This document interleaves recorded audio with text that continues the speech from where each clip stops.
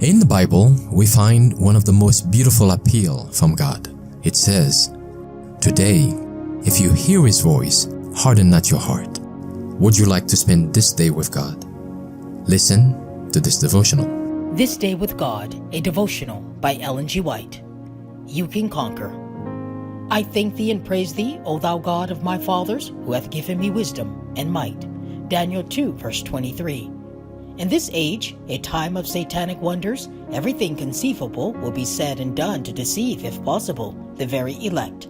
Let believers say nothing to extol Satan's power. The Lord will distinguish His commandment-keeping people with signal marks of His favor if they will be molded and fashioned by His Spirit and built up in the most holy faith, hearkening strictly to the voice of His word. Let us humble our souls before God. Let us work with an eye single to His glory. Let His praise be continually on our lips, for the benefits that He bestows are daily renewed and should be acknowledged with thanksgiving.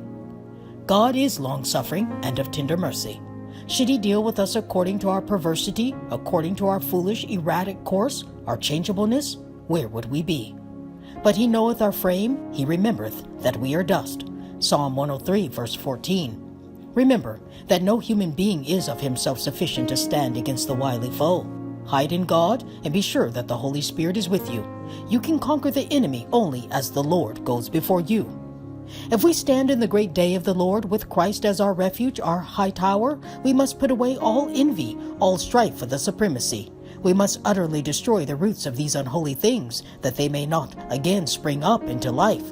We must place ourselves wholly on the side of the Lord. Seek righteousness and stand under the broad shield of omnipotence. This is your only safety. God calls upon you to seek Him with humility of heart.